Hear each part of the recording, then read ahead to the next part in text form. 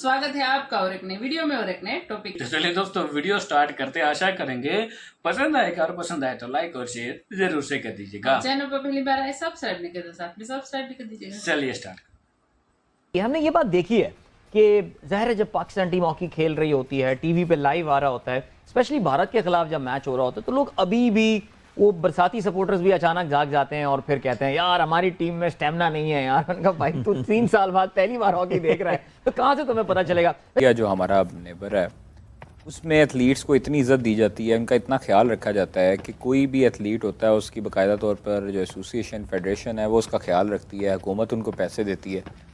और आप क्रिकेट में बात कर लो, इंडिया की आप हॉकी में बात कर लो, कबड्डी में बात कर लो, फुटबॉल में बात कर लो, पाकिस्तान से बहुत आगे हैं यार। ये जीता हुआ है, उसमें पहले पोजीशन उन्होंने लिया है, तो ये उसके एक पहर वाली बात है और उसको हम कांग्रेचुलेशन कहते हैं। ठीक है, जो नीरज चोपड़ा हैं जो जेवलिन थ्रोअर हैं उनकी तरफ से, उनको जो है वो ख़ास तौर पर उनको यूरोप भेजा गया ट्रेनिंग के लिए और ट्रेनिंग करवाई जा रही है उनको वहाँ पर उनको यूज़ टू करवाया जा रहा है वेदर से। और हमारे जो एथलीट हैं वो अभी तक यहाँ पर ही हैं, गर्मी में ट्रेनिंग करते रहे हैं। और ये पाकिस्तान के लिए शर्म का मुकाम है कि हॉकी हमारा कौमी खेल है और सर हम पेरिस ओलंपिक्स के लिए क्वालिफाई भी नहीं कर पाए। सारे यंग टैलेंट होते हैं इंडिया की तरफ से जो है उसको बजट्स वगैरह वो इंडिया की तरफ से दे देते हैं। ठीक है, फैसिलिटीज़ दे देते हैं। ठीक है, दूसरी बात अगर हमारी साइड पे आ जाए तो हमारे साइड पे न बजट होती है, ठीक है, न कुछ फैसिलिटीज़ होती है। जैसे इंडिया के ना होने से आई थिंक टूर्नामेंट की व्यूइंग में अजलान शाह में फ़र्क तो पड़ता है कि इंडिया के होने से एक अलग इंटरेस्ट तो डेवलप हो जाता है। सिर्फ मैं समझता हूँ कि पाकिस्तान और इंडिया का जो मैच है उस पर फ़र्क पड़ता है कि जब पाकिस्तान और इंडिया का मैच कहीं भी हो, किस जगह भी हो और किसी भी गेम का हो, तो वहाँ पे क्राउड पुलिंग होती है, इवन दैट सिक्योरिटी आ जाती है। शेमफुल, इनका चैंपियंस ट्रॉफी करवानी है ना, बेड़ा गर्क हुआ पड़ा, बाकी खेलूंगा। इंडिया ने पेरिस ओलंपिक्स में 52 सालों के बाद ऑस्ट्रेलिया को पकड़ के बजा दिया। मैं समझता हूँ जो इंडिया है उनका जो आप अगर हॉकी का जो बजट देखें वो तो 4.5 अरब रुपए है। ठीक है, और 2008 ओलंपिक्स बीजिंग जिसमें इंडिया ने क्वालिफाई नहीं किया था, 2012 ओलंपिक्स इंडिया 12 टीमों के अंदर 12वें नंबर पे रहा था। सही। तो अब जो टोक्यो ओलंपिक्स हुआ है तो इंडिया ने ब्रॉन्ज मेडल लिया 40 इयर्स के बाद। कि जूते वगैरह भी खुद लेते हैं, अपने पैसों से लेते हैं, हमारे वाले पाकिस्तान वाले जो है। हाँ। ठीक है, दूसरी बात ये है कि अगर किराया वगैरह उनके पास नहीं होता है, वो खुद अपने बाप से पैसे लेके किराया एक जगह से दूसरी जगह पे सफ़र करने के लिए जाते हैं। हालांकि होना ये चाहिए था कि जो पेरिस है उसका मौसम जो डिफरेंट है पाकिस्तान से, पाकिस्तान में सख्त गर्मी है, वहाँ पे मौसम डिफरेंट है, वहाँ के वेदर कंडीशन से उनको यूज़ टू होने के लिए उनको भेजना चाहिए था और पहले ट्रेनिंग करवानी चाहिए थी। लेकिन अनफॉर्चुनेटली यहाँ पर आवे का हवा बिगड़ा हुआ है। यहाँ पर हमारी हुकूमत हमारे एथलीट्स को किराया भी नहीं देती। ऐसे ही है, न फैसिलिटीज़ है न कुछ यहाँ पे रूल्स रेगुलेशन है कि इसके जो हमारे जो फीमेल्स हैं, ठीक है, उसको टैलेंट की कमी नहीं है पाकिस्तान में, लेकिन फैसिलिटीज़ यहाँ पे बिल्कुल भी नहीं है। उसके साथ हम एग्री नहीं करते क्योंकि उसको फैसिलिटीज़ दे दें।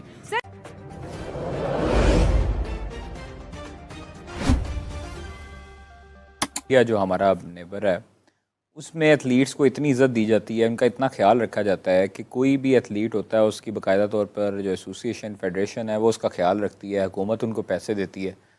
और आप ये देखें कि जो नीरज चोपड़ा हैं जो जेवलिन थ्रोअर हैं उनकी तरफ से, उनको जो है वो ख़ास तौर पर उनको यूरोप भेजा गया ट्रेनिंग के लिए और ट्रेनिंग करवाई जा रही है उनको वहाँ पर उनको यूज़ टू करवाया जा रहा है वेदर से। और हमारे जो एथलीट हैं वो अभी तक यहाँ पर ही हैं, गर्मी में ट्रेनिंग करते रहे हैं।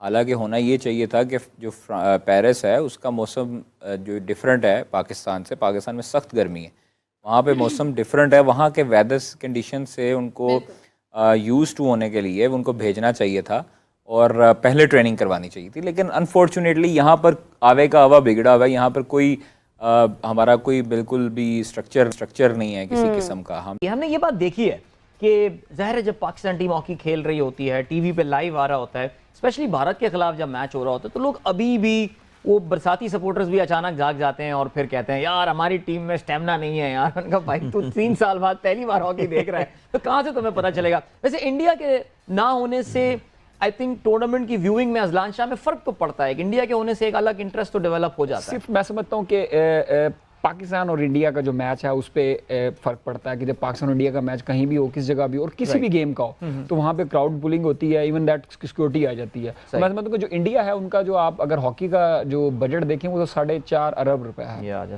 ठीक है।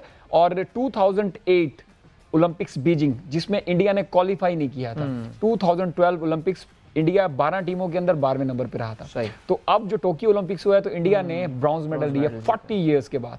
तो मैं समझता हूँ कि ये वही बात है कि प्रोसेस है, इन्वेस्ट पैसे चाहिए। और अब देखिए ना कि अब एक टूर के लिए मतलब हॉकी को एक रिक्वायरमेंट हो रही है कि अभी आप पैसे दें या मतलब गवर्नमेंट से हम रिक्वेस्ट करें। मैं समझता हूँ कि गवर्नमेंट को एक इनिशिएटिव लेना चाहिए कि इनका बजट जो हमारा जो मतलब पाकिस्तान हॉकी का है उसको इंक्रीज किया जाए कि ताकि ये एक प्रोसेस हो, कम 3 से 4 साल 5 साल आप एक वर्क करें। और जितनी मैं समझता हूँ कि पाकिस्तान हॉकी ने विक्ट्रीज दी हैं पाकिस्तान को, तो मैं समझता हूँ किसी और स्पोर्ट्स ने इतना ज्यादा उसको ऊपर इसमें कोई शक नहीं है। और ज़ाहिर है इंडिया आई थिंक उनसे इंस्पिरेशन लेने में कोई हर्ज नहीं है। उमर ने बहुत ज़बरदस्त बात की। मुझे याद है 2008 से पहले 2007 में जब India failed to qualify for Beijing Olympics, तो मैं BBC हिंदी सुन रहा था और ऐसा लग रहा था वहाँ पे कि जैसे कोई बड़ा डिजास्टर हो गया है, बिकॉज उनका सबसे कामयाब स्पोर्ट उस वक्त तक हॉकी ही था और इंडिया हॉकी ओलंपिक्स में हिस्सा नहीं ले पा रहे थे। लेकिन उसके बाद दे प्लान, और अब इंडिया जो है वो ज़ाहिर प्रो लीग में खेलता है काफ़ी regularly. I think they are top of the table में अभी प्रो लीग नहीं, अभी तो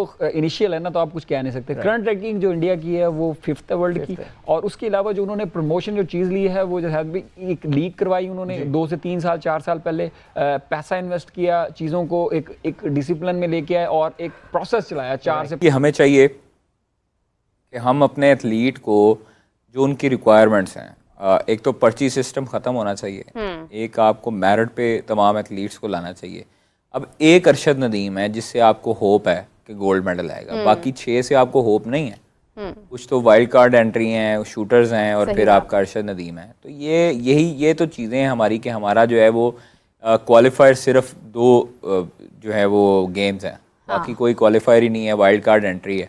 और वो फाइका है एक एथलीट हमारी जो 100 मीटर में जाएगी, जो पाकिस्तान की इस टाइम पर तेज तरीन लड़की है। और वो हम लोग उनके लिए क्या करते हैं? कुछ भी नहीं करते। यहाँ पंजाब स्टेडियम में खड़े होते हैं गर्मी में, यहाँ पे ट्रेनिंग करते हैं और चले जाते हैं। फिर हम उनसे उम्मीदें लगाते हैं कि वो मेडल लेके आए। भाई उनको आप देते क्या हो? आप ना उनका ख्याल रखते हो, ना आप उनकी डाइट का ख्याल रखते हो, ना आप उनकी ट्रेनिंग का ख्याल रखते हो, ना आप उनको अकोमोडेशन देते हो, ना अच्छे तरीके से उनको उनको फायदा पहुंचाते हो फाइनेंशियली तौर पर। तो आप फिर उनसे एक्सपेक्ट क्या करते हो? सही बात है। मतलब अगर आपका झंडा थामे वो वहां पर जाते हैं तो आप उनको कम से कम इतना तो सहूलियत दो कि आपके लिए वो कुछ तो करें। हाँ, देखिए उनकी हिम्मत है कि फिर भी वो कुछ ना कुछ करके, जिस तरह नो बर्ड था कॉमनवेल्थ में लेकर आया, अरशद नदीम लेके आया, ये इनकी हिम्मत है कि अपने बलबूते पर ट्रेनिंग करते हैं। कोई इनको फॉरेन कोच नहीं मिला। नीरज चोपड़ा वहां पर ट्रेनिंग करता है बाहर जाके, बिल्कुल ऐसे ही है। देखिए वो हर खेल को कादिर सपोर्ट करते हैं। अभी थैंक यू दोस्तों, वीडियो को यहाँ तक देखने की वीडियो दोस्तों यहाँ पे समाप्त करेंगे। आपसे विदाई लेंगे, मिलेंगे और एक नई वीडियो में आपके साथ। टिल देन, जय हिंद, जय भारत।